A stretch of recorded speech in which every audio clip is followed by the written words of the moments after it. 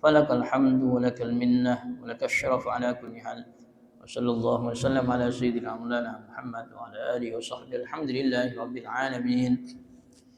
Bismillahirrahmanirrahim. Wa bisanadil muttasil ila al-Imam Abi Isa At-Tirmidzi rahimahullahu ta'ala wa nafa'ana bihi wa bi ulumi fid dharain amin. Qala babu ma jaa fi nahyi anil bauli qa'iman. Bab mengenai hadis larangan kencing berdiri. Para jemaah salat subuh yang dimuliakan Allah, pagi ini insyaallah kita akan melanjutkan kembali hadis Sunan Tirmidzi. Setelah sebelumnya sebulan yang lalu mungkin ya kita bisa duduk bersama. Saya kemarin alhamdulillah sudah tiba di sini hari Rabu sore dalam keadaan sehat, membersamai jamaah sebanyak 61 jamaah ya, yang bisa ziarah ke Turki. Jadi bermain salju di situ. Turki main salju ya. Lalu yang paling penting adalah mendatangi tempat-tempat bersejarah, Topkapi, beberapa peninggalan Nabi. Kalau yang lain itu cuma rekreasi, ada Kapadokia itu ya. Salah satunya kemudian naik balon udara, namanya cuma rekreasi. Di sana tempat-tempat bersejarah termasuk tembok pertahanan Konstantinopel itu ya.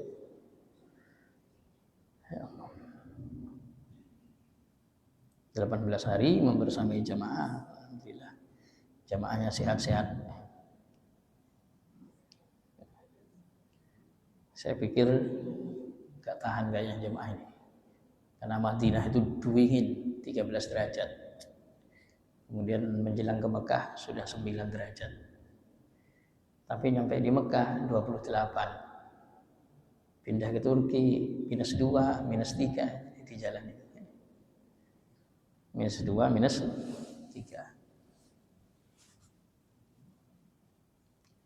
Nah, di bursa itu di ketinggian 1800 itu saja sudah penuh dengan apa? Salju. Ya, penuh dengan salju.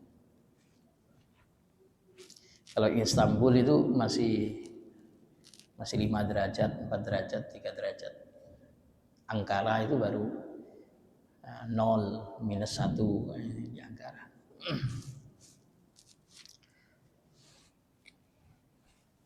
Bismillahirrahmanirrahim. Kita melanjutkan hadis Tirmidzi.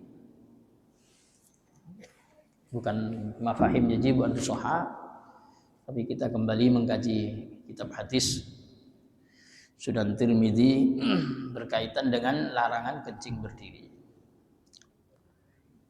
Bismillahirrahmanirrahim. Wa bihi qala haddatsana Ali ibn Hujr syarikun anil Mikdam ibni Syuraihin an abihi an Aisyah qalat man haddatsakum anna Nabiy sallallahu alaihi wasallam kana yabulu qa'iman fala tusaddiquhu ma kana yabulu illa qa'idan. Qala wa fil babi an Umar wa Buraidah wa Abdurrahman hasanah. Qala Abu Isa haditsu Aisyah ahsanu syai'in fil bab wa asahhu. Menceritakan hadis kepada kami kata Imam Tirmidzi Ali ibnu Hujrin, guru beliau. Qala akhbarana Syarikun, mengabarkan hadis kepada kami Syarik anil Mikdam dari Mikdam ibni Syuraih, an abihi dari ayahnya Mikdam berarti Syuraih, an Aisyah dari Sayyidah Aisyah ummul mukminin radhiyallahu anha. Qalat, Sayyidah Aisyah berkata, man haddatsakum, siapa yang membawa berita kepada kalian, anna Nabiy sallallahu alaihi wasallam, sesungguhnya Nabi sallallahu alaihi wasallam, karena ada siapa Nabi ya bulu itu kencing siapa Nabi qaiman dalam keadaan berdiri, fala tusaddiquhu, maka jangan kamu mempercayainya, jangan kamu membenarkan dia. Maka tidak pernah ada siapa Nabi ya bulu itu kencing siapa Nabi illa, kecuali kencingnya qaidan dalam keadaan duduk. Qala berkata siapa Imam Tirmidzi wa fil babi, dan di dalam bab ini An Umar bukan hanya dari Sayyidah Aisyah saja, tapi ada riwayat dari Sayyidina Umar. Wa Buraidah dan juga sahabat Buraidah, wa Abdurrahman ibni Hasanah dan juga sahabat Abdurrahman ibn Hasanah. Qala berkomentar Abu Isa, siapa Imam Abu Isa Tirmidzi, hadis Aisyah, hadis yang jalurnya dari Sayyidah Aisyah, ahsanu syai'in, itu paling bagusnya hadis fil babi, di dalam bab larangan kencing berdiri, wa ashahhu, dan paling sahihnya hadis larangan kencing berdiri yang paling sahih itu adalah hadis yang riwayatnya dari Sayyidah Aisyah, bahwasannya kata Sayyidah Aisyah, kalau ada yang membawa cerita kabar menceritakan Nabi pernah kencing berdiri, jangan percaya itu, jangan dipercaya, bohong itu katanya. Kenapa? Karena sepengetahuan Sayyidah Aisyah, Nabi itu nggak pernah kencing, kecuali selalu apa? Duduk. Selalu duduk Nabi. Kata Sayyidah Aisyah begitu ya. Kemudian didukung hadis ini oleh sahabat yang lain, ada riwayat dari Sayyidina Umar, ada juga dari Buraidah, ada dari Abdurrahman ibni Hasanah. Makanya memang termasuk sunnahnya kencing itu duduk. Sunnah, jangan berdiri, karena Nabi nggak pernah kencing kecuali duduk menurut Sayyidah Aisyah. Wa hadits Umar innama ruwiya min hadisi Abdul Karim ibni Abil Muhariq. Adapun hadisnya Sayyidina Umar itu hanya diriwayatkan dari jalurnya Abdul Karim ibn Abil Muhariq An-Nafi, dari Imam Nafi, an Ibnu Umar, dari sahabat Ibnu Umar, an Umar, dari Sayyidina Umar. Qala, berkata siapa Sayyidina Umar, ro'a, melihatni kepadaku, an-Nabi sallallahu alaihi wasallam, siapa Nabi sallallahu alaihi wasallam, wa ana, sedangkan aku, abulu, itu kencing, qaiman, dalam keadaan berdiri. Faqala, maka bersabda Nabi, ya Umar, hei Umar, la tabul, jangan kencing kamu qaiman, dalam keadaan berdiri. Fama bultu, maka tidak pernah kencing aku qaiman, dalam keadaan berdiri, ba'du, setelah ditegur Nabi. Jadi kata Sayyidina Umar, Nabi itu melihat saya lagi kencing berdiri, tahu-tahu saya ditegur, Umar jangan kencing berdiri, katanya. Maka semenjak Nabi menegur saya itu, saya tidak pernah kencing berdiri. Jadi kencingnya berarti selalu duduk. Qala Abu Isa, cuma hadis ini dikomentari oleh Imam Tirmidzi sendiri. Wa inna ma rafa'a hadzal hadis Abdul Karim ibni Abil Muhariq wa huwa dhaifun. Abdul Karim ibn Abil Muhariq menjadikan hadis ini sebagai hadis marfu. Wa huwa dhaifun inda ahli hadis. Sementara beliau itu statusnya kalau meriwayatkan hadis termasuk hadis yang lemah menurut ahli hadis. Dha'afahu Ayyub As-Sikhtiyani wa takallama fihi. Termasuk yang mendhaifkan beliau adalah Ayyub As-Sikhtiyani wa takallama fihi, dan beliau masih memperbincangkan di dalam Abdul Karim Ibnu Abil Muhariq. Larangan Nabi pernah melarang Sayyidina Umar untuk kencing berdiri, itu hadisnya apa? Dhaif. Tetapi hadis sahihnya adalah hadis dari Sayyidah Aisyah, bahwasannya kalau ada orang yang menceritakan Nabi kencing kok berdiri, itu jangan percaya, jangan dibenarkan. Itu hadis sahihnya, karena Nabi itu nggak pernah kencing kecuali duduk. Terus kalau kencing berdiri gimana ya? Nanti ada hadis yang membolehkan, hanya saja ulama menganalisa tentang kencingnya berdiri itu, Nabi pernah kencing berdiri itu apa sebabnya. Yang jelas ada hadis Nabi pernah kencing berdiri juga. Kalau riwayat Nabi minum air zam-zam berdiri. Oh itu nanti ya. Jadi kalau Nabi minum air zam-zam, Nabi minum berdiri air zam-zam ya. Yang jelas riwayatnya Rasulullah minum zam-zam itu berdiri waktu beliau berada di Mekah, lalu kemudian beliau mendatangi sumur Zam-Zam, lalu kemudian berdoa, lalu kemudian minum sambil berdiri. Ulama mengatakan khususiyah itu, kekhususan air Zam-Zam untuk membedakan tentang air Zam-Zam dengan air biasa. Karena yang lain itu air bumi asli. Sementara air Zam-Zam itu air yang didatangkan dari surga. Maka jangan disamakan cara minumnya. Kalau yang lain duduk, tapi kalau Zam-Zam hormati dengan berdiri. Nomor 2, hikmah daripada minum berdiri itu dalam rangka filterisasi, ya. Agar kalau air yang ada di bumi ini masih terkontaminasi dengan bakteri dan kotoran, itu bisa difilter dengan duduk. Nah, itu menurut ilmu kesehatan begitu. Sementara Zam-Zam itu nggak perlu difilter. Justru Zam-Zam itu untuk obat, ngapain kok mau difilter? Rasulullah SAW bersabda, ma'u Zam-Zam lima syuribalah. Air Zam-Zam itu justru tergantung tujuan apa diminum. Makanya Sayyidina Ibnu Abbas itu minum air Zam-Zam itu doanya diantaranya Rabbi zidni ilma. Ya Allah, tolong tambahkan aku ilmu. Bahkan minta lagi apa?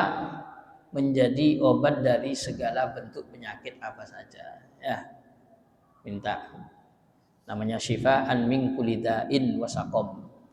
Jadikan air Zam-Zam ini menjadi obat dari segala bentuk penyakit apa saja. Makanya jangan Zam-Zam difilter.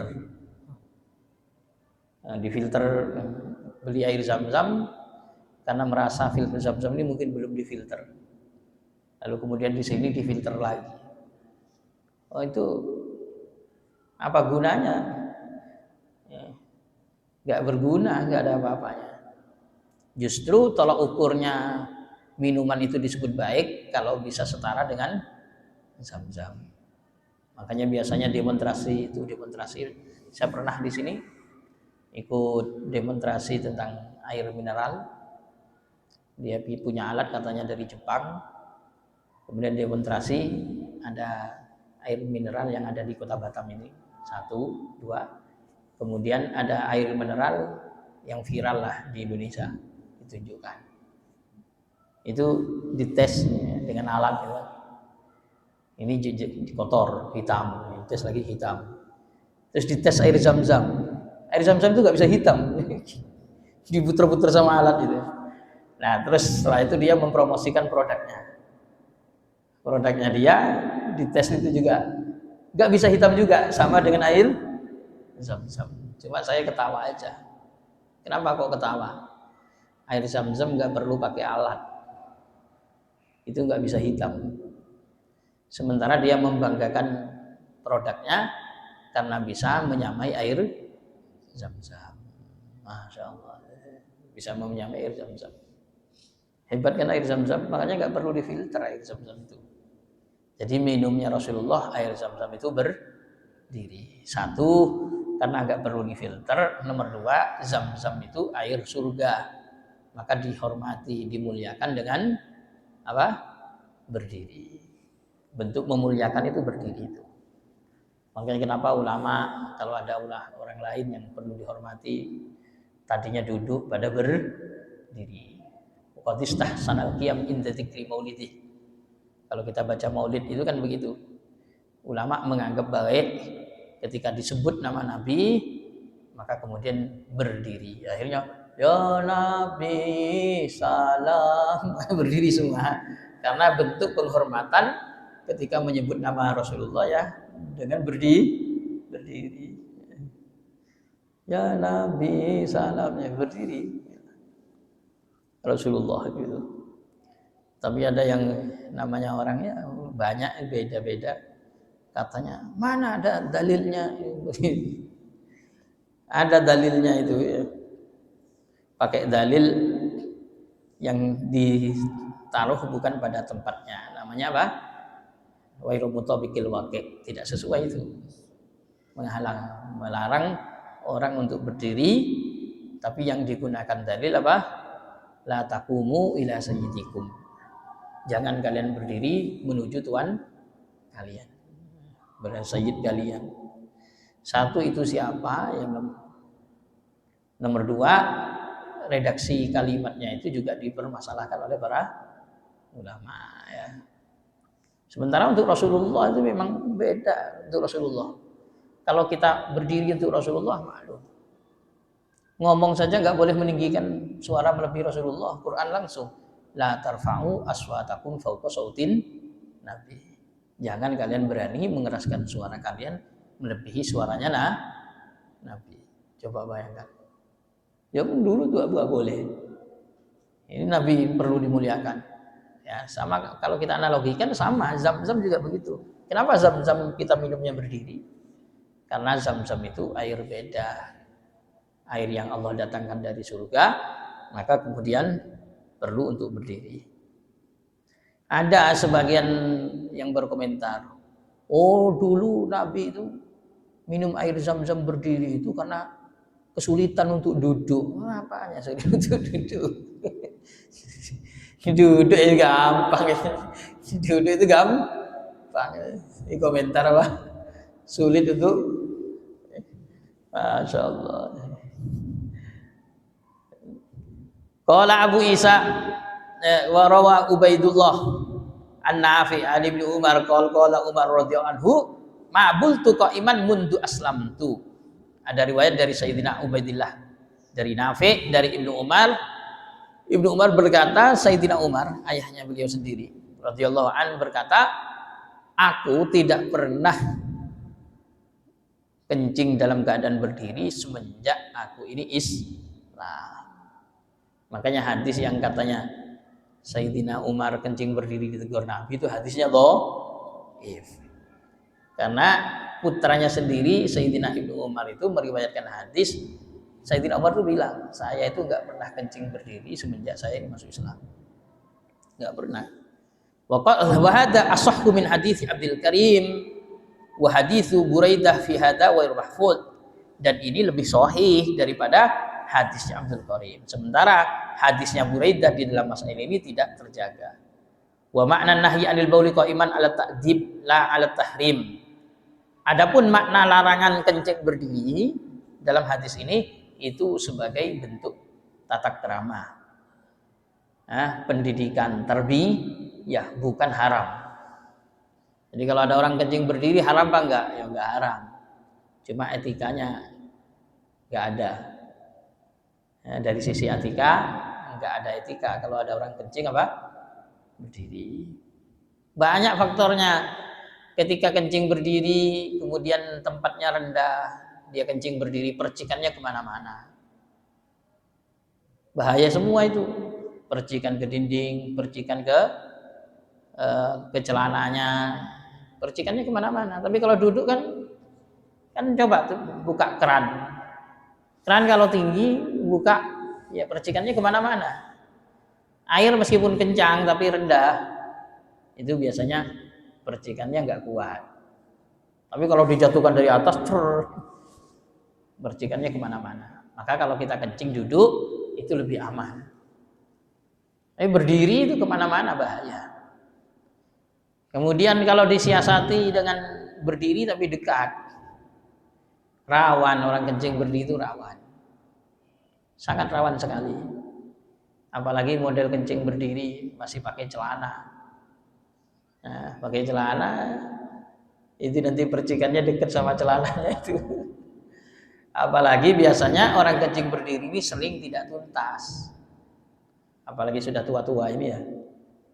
Kencing berdiri biasanya sering tidak tuntas. Ada saja bekas tetesannya nanti. Makanya kalau kencing berdiri kemudian tidak tuntas, dipakai lagi celananya, netes di celananya, masalah. Sholatnya jadi tidak sah. Ini kan rawan. Oleh karena itu masalah kencing ini harus diperhatikan betul. Kenapa? Karena kita semua ini loh, meskipun ahlul masjid, sering ke masjid, bisa jadi diazab besok di kuburan. Diazabnya bukan karena gak ibadah, gak sholat, gak apa, tapi karena hadisnya Rasulullah bersabda apa? Inna ammata adzabil qabri minal bauli. Sesungguhnya secara umum kebanyakan mayoritas siksa kubur itu minal bauli, dari sebab urusan buang air kecil. Jadi jangan kalau ingin andaikan sama Allah dikasih kasaf, orang yang disiksa di kuburan, orang Islam kok disiksa di kuburan, itu sebabnya apa? Rata-rata gara-gara urusan buang air kecil. Makanya Rasulullah ketika nampak, beliau kan dikasih kasaf memang. Ketika ada kuburan 2, Rasulullah lewat bareng sama sahabat. Terus Rasulullah bilang, ambilkan sana itu pelepah kurma. Nah, sama sahabat diambilin, disuguhkan di hadapan Rasulullah. Kemudian sama Rasulullah, pelepah kurma ini dibelah jadi 2. Bukan dipotong jadi 2, tapi dibelah gini. Terus yang satu ditaruh kuburan A, yang satu ditaruh kuburan B. Sahabat kan nggak ngerti apa maksudnya.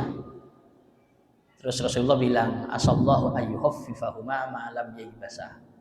Semoga Allah meringankan siksa keduanya selagi belum kering. Akhirnya sahabat nanya, emangnya kenapa Rasulullah? Kata Rasulullah,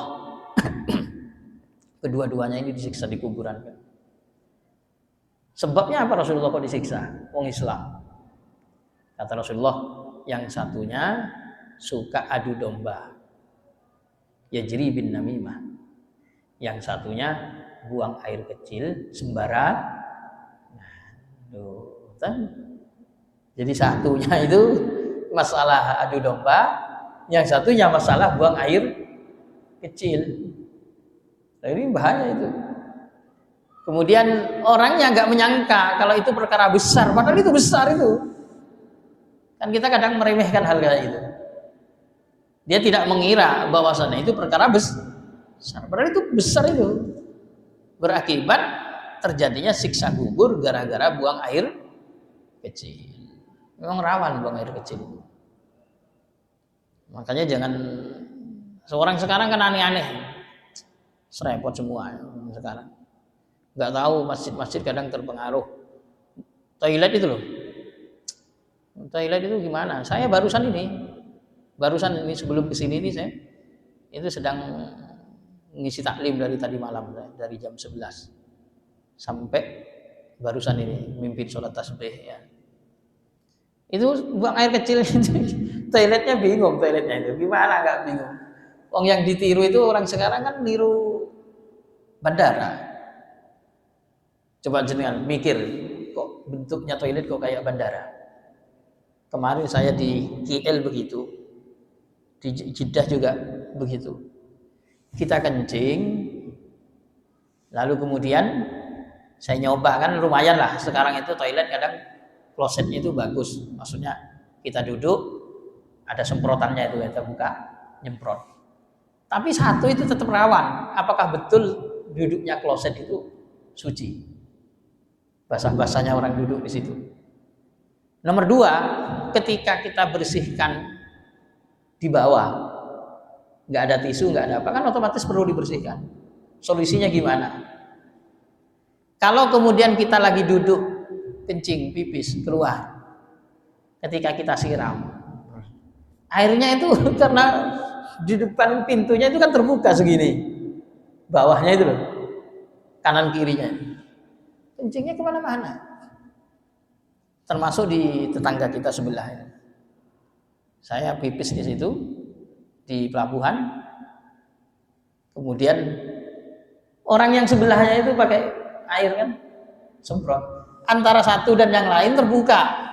Akhirnya meskipun saya pakai sepatu, itu percikan yang sini kena ke sini, lagi duduk pula. Astagfirullahaladzim, ini gimana ini? Ya, tempat buang air kecil kok antara sebelah dengan sebelah ini atasnya ditutup tapi di bawahnya itu ada space begini nih, kira-kira 10 cm atau itu terbuka. Akhirnya apa? Percikan yang di sini kena ke sini. Nah, ini problem semua. Maka hal-hal kayak begitu itu sebenarnya harus diantisipasi itu. Gimana yang benar? Yang benar tertutup rapi. Kemudian dari pintu itu ada ban-banannya itu loh, ada ban-banannya, Sehingga ketika ada orang pipis di dalam, ketika dia siram, percikan tidak akan keluar, tidak akan ke samping, ke tetangga sebelah. Sucikan kaki baru keluar. Orang Jawa Timuran itu saking hati-hatinya, ternyata termasuk pondok-pondok itu. Jawa Timur itu Jawa Tengah. Sudah begitu rapi, bersih, itu pun di depannya masih dibuatkan kubangan air. 2 kulah lebih. Itu untuk apa? Mengantisipasi. Andaikan kaki yang di toilet tadi itu masih najis, maka ketika keluar masuk ke kubangan air yang lebih dari 2 kulah itu, maka otomatis kakinya sudah berubah menjadi suci. Itu saking hati-hatinya itu. Tapi kadang ada orang yang jijik. Jijik kaki tadi udah dibersihkan harus masuk ke situ, campur-campur apa itu? Ya kalau berbicara jijik mungkin jijik ya. Mungkin jijik. Kira-kira bagus mana? Ya tetap bagus itu. Terus ada yang menjadikan tolak ukur Mekah. Saya alhamdulillah ke sana berapa kali. Cuma tetap gak aman. Apa yang bikin gak aman? Pelaku. Lumayan di Mekah itu kan gini, kalau Mekah itu toilet gak ada toilet duduknya itu kecuali khusus orang manula. 1 tempat aja. Sisanya normal. Kemudian tidak ada ember, yang ada hanya selang. Cuma masalahnya selangnya itu sama orang sering ditaruh di bawah. Jadi gak dilengketin tapi ditaruh di bawah. Wah. Jenengan waktu ngambil harus husnudzon, selangnya ini posisinya apa? Suci. Selangnya taruh di bawah ini. Gimana orangnya? Kita bersihkan dulu selangnya, baru kemudian kita buang. Nah itu masih aman. Kalau dikasih ember malah masalah. Kenapa? Ada toilet itu klosetnya tinggi, krannya sejajar dengan kloset, di bawahnya kran dikasih apa? Ember kecil. Akhirnya pas pipis percikannya masuk ke ember. Lalu kita ambil, gunakan untuk membersihkan. Bisa suci? Mana bisa? Kemaluannya najis, embernya pun terkena najis. Ya malah tambah najisnya kemana-mana. Itu loh, sudah duduk itu loh kadang masih susah. Apalagi kok kayak begitu kencing berdiri. Masya Allah. Kok saya kemarin, ya saya cerita aja. Saya mau masuk ke toilet kapan hari itu. Toilet masjid. Maunya saya itu masuk ke toilet masjid itu. Jarak dari toilet ke masjid itu terpisah.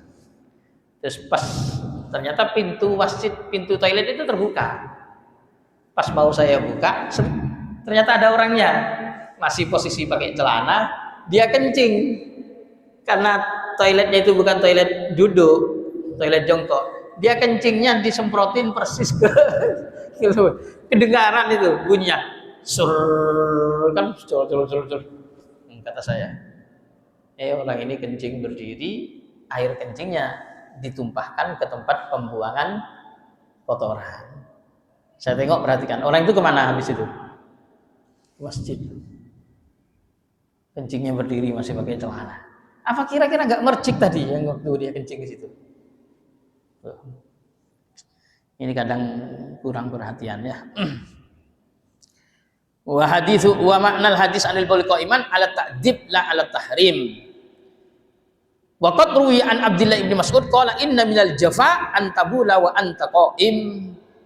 Kemudian ada riwayat dari Sayyidina Abdullah bin Mas'ud, termasuk dari orang yang tidak bisa dikasih tahu, jafa, suka membangkang, itu kalau kencing kerjaannya berdiri. Udah tahu hadisnya, sunnahnya duduk berdiri aja itu bandel betul katanya ya. Katanya ulama, katanya saya Abdullah bin Mas'ud, bentuk pembangkangan, bentuk bandel itu kencing sukanya apa? Berdiri. Saya terpengaruh itu dulu tapi nggak tahu sekarang ya. Saya waktu tahun 96 saya ke, insya Allah tahun 96 saya ke Jakarta di Masjid Istiqlal. Awal pertama kali saya ke Masjid Istiqlal itu. Terus masuk Masjid Istiqlal, tahu-tahu pengen pipis ya, nggak kuat. Lari muter, oh masjid besar itu, masuk sana, masuk sini cari. Nanya ke orang, akhirnya ditunjukin. Pas masuk ke dalam, terus saya mau kencing. Loh, nggak ada ininya. Modelnya itu berdiri. Terus saya nggak paham sama kerannya itu gimana. Ternyata kerannya itu kan airnya itu nempel ke dindingnya itu. Saya bingung itu. Saya tangkap pakai tangan, nggak bisa masuk. Solusinya gimana? Kita kan laki-laki. Jadi itunya saja yang ditempelkan ke dinding. Allah. Itulah perasaan saya ya. Saya pernah kencing berdiri di toilet itu gara-gara itu. Yang lain malah mau saya. Mending nunggu orang buang air besar, tetap aja bisa duduk normal daripada harus berdiri itu yang berpotensi apa? Kena najis, rawan. Di samping antara yang satu dan yang lain itu biasanya bisa saling nampak aurat. Kan bahaya itu. Di medsos itu kan ada orang Asia, orang Eropa, orang Afrika. Ya, kencing berdiri itu di medsos itu. Nengok orang Eropanya itu.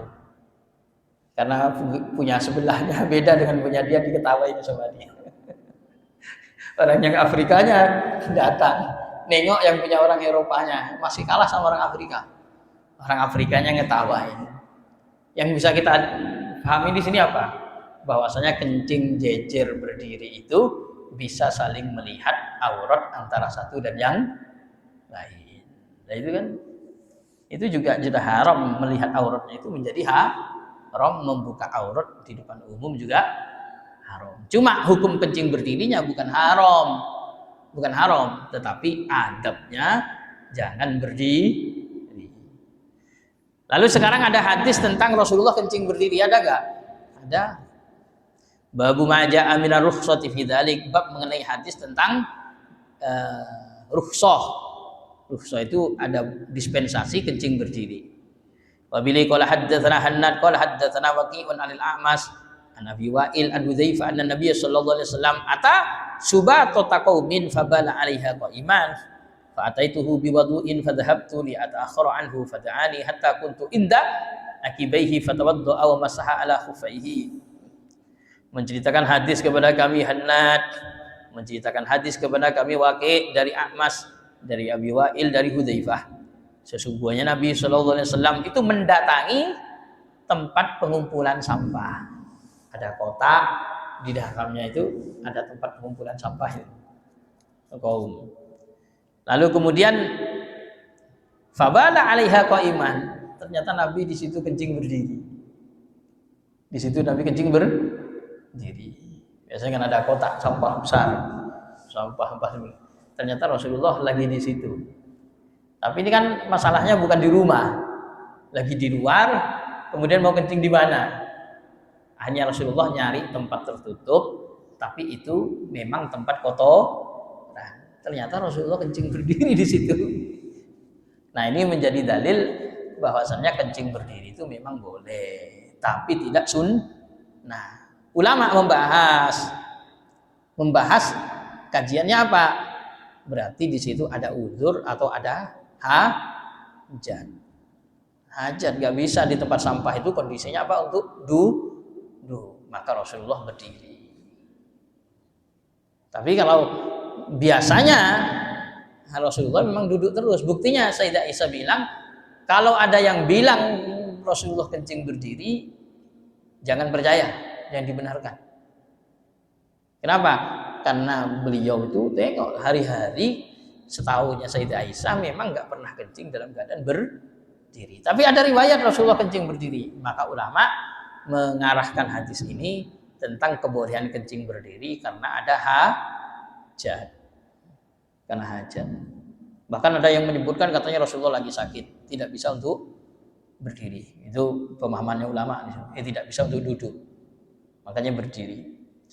Lalu kemudian fa'ataituhu biwadu'in.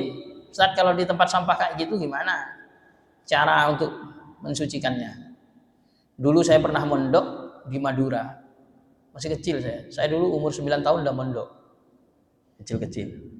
Ternyata di tempat itu kalau musim kemarau nggak ada air, susah. Terus gimana? Hari-hari ya itu bawa batu. Buang air besar bawa batu, buang air kecil bawa batu. Memang bawa batu 3 biji. Kalau sama buang air besarnya berarti bawa 6. Tapi untuk mengantisipasi biasanya bawa, untuk kira-kira buang air besarnya bawa 5. Memang begitu. Orang sekarang udah nggak ada batu, tapi yang ada apa? Tisu. Di pesawat, di mana ini sekarang kan pakai tisu. Gak apa-apa lah, yang penting masih ada solusi ketika buang air kecil cara membersihkan. Maka tentunya Rasulullah istinja kalau memang nggak pakai air ya mungkin pakai batu. Lalu kemudian setelah Rasulullah buang air berdiri tadi, aku mendatangi beliau, kata Hudzaifah, membawa air wudhunya beliau yang mau dipakai untuk wudhu. Fadhahabtu li'ata'akhkhara anhu. Karena saya nampak Rasulullah di situ ternyata kencing berdiri, aku maunya mundur. Fada'ani, malah Rasulullah memanggil saya hatta kuntu inda akibaihi, sehingga saya persis di bawah telapak kedua tumit beliau. Fatawaddo'a wa masaha ala khuffaih. Lalu kemudian Rasulullah berwudu dan mengusap muzahnya beliau, kedua muzahnya. Qala Abu Isa wa sami'tul Jarud yaqulu sami'tu Waqi'an yuhadditsu bi hadzal hadits an Amas, tsumma qala Waqi'un hadza asahhu haditsin ruwiya an Nabi sallallahu alaihi wasallam fil mashi, wa sami'tu Abu Ammar al-Husain ibnu Huraitsin yaqulu sami'tu Waqi'an fa dzakara nahwa. Qala Abu Isa wa hakadha rawa Mansur wa Ubaidah ad-Dabbi an Abi Wa'il an Hudzaifah mithla riwayatil Amas wa rawa Muhammad ibni Abi Sulaiman wa Asim ibni Bahdalah an Abi Wa'il anil Mughirah ibni Syu'bah Nabi sallallahu alaihi wasallam wa haditsu Abi Wa'il an Hudzaifah asahhu wa qad rakhasa qaumun min ahli ilmi fil bauli wa iman. Alhasil hadis ini sahih. Kemudian para ulama memberikan dispensasi kebolehan untuk kencing berdiri karena pernah ada kasus Rasulullah juga pernah kencing berdiri. Cuma ada catatannya, kalau memang harus kencing berdiri jangan sampai kemudian apa? Terbuka, tidak ada satir antara satu dan yang lain. Sementara kita terbawa sama situasi. Di mana-mana dibuatkan kayak begitu. Kencing berdiri, kencing berdiri, kencing berdiri.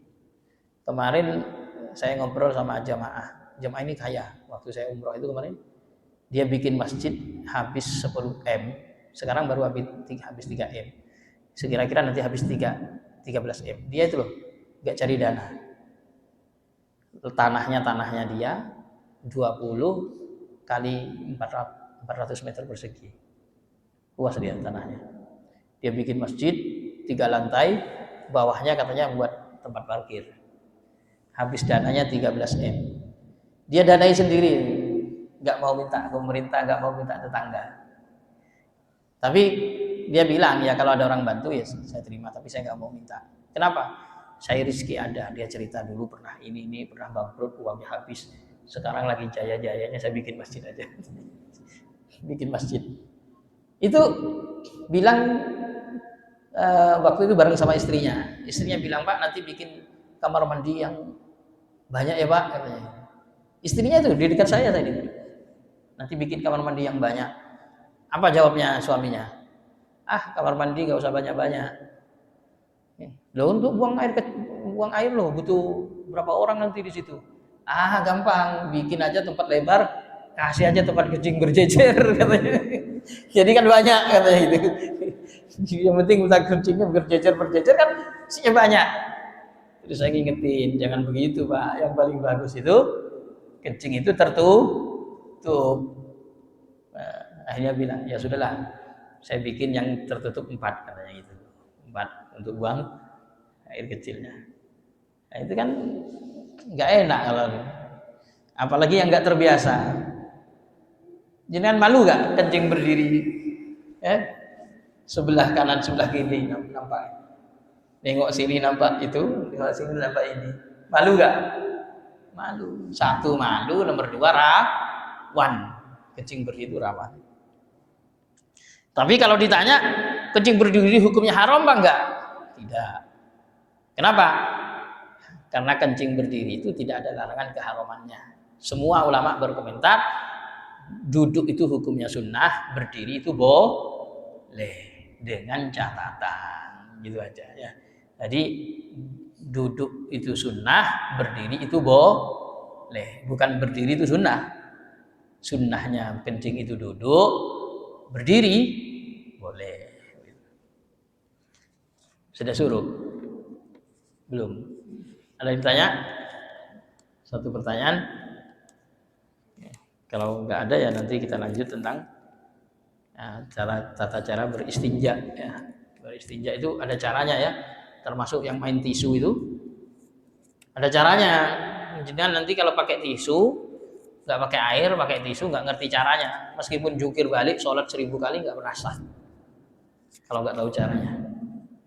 Kenapa? Karena syarat yang perlu diperhatikan diantaranya yang namanya istinja itu hanya di kemaluan. Hanya di kemaluan. Tapi kalau jenengan BAB lalu kemudian kadang dalam kondisi mules atau apa, akhirnya banyak yang kemana-mana.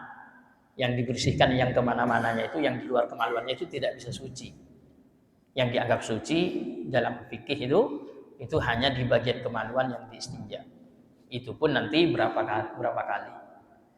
Begitu juga orang pipis. Pipis yang dianggap bisa dihilangkan dengan istinja itu di bagian kemaluannya. Tapi yang mohon maaf, kalau dia buang air kemudian entah kondisi itunya gimana tadi ya, pas pipis bukan ke depan malah mundur, akhirnya melebar kemana-mana. Maka yang melebarnya itu tidak bisa dihilangkan dengan tisu, nggak bisa. Tapi di bagian kemaluannya itu bisa dibersihkan dengan tisu. Tapi yang di luar kemaluannya yang melober, merembet kemana-mana itu tidak bisa dibersihkan dengan tisu. Karena itu namanya bukan istinja. Bukan istinja itu namanya. Kan sama aja kayak kaki, kayak tangan kena najis. Digosok sama tisu bisa suci gak? Gak bisa. Tapi kalau khusus untuk itu ada kekhususan dalam fikih. Ya, istinja bisa pakai air, bisa pakai batu dan sejenisnya yang diperbolehkan secara syar'i. Makanya nanti ada tata caranya itu, jangan sembarangan. Wah, orang sekarang wah itu pun kayak apa ya? Di toilet, di ini, di kamar mandi, di ini kadang udah nggak ada air, semuanya serba tisu. Nggak ngerti caranya repot, tisunya habis, pusing, ditarik nggak bisa mana ini lubangnya, tarik tisu nggak keluar, repotan, najis semua ya Allah ya Rabb, ini gimana ini? Kalau mungkin bawa plastik atau apa mungkin ya. Gak ada yang nanya ya, insya Allah. Kalau gak ada yang nanya kita cukupkan sekian. Insya Allah pada pertemuan yang lain kita akan lanjutkan kembali. Yang jelas ini hadis dulu ya. Ini hadis Rasulullah sendiri yang memperagakan ulama bersikap. Beginilah hasilnya. Jangan dikomentari, wah itu sudah umum Ustaz. Umum ya. Tadi ayat yang saya baca itu jangan-jangan apa? Walan tardha angkal yahudu walan nasara hatta tattabi'a millatahum. Jangan sampai itu kerjaan dari orang Yahud, orang Nasara, mereka memang tidak akan pernah puas sampai kita mau mengikuti apa yang mereka lakukan. Bahaya itu. Kira-kira itu akan terjadi enggak? Terjadi. Kenapa? Karena Rasulullah sudah bersabda, la tattabi'anna sanana man kana qablakum shibran bi shibrin wa dhira'an bi dhira'in hatta law dakhalu juhrata dabbin lattaba'uh. Sungguh kalian betul-betul akan mengikuti perilaku-perilaku orang-orang sebelum kalian. Sejengkal demi sejengkal, sehasta demi sehasta.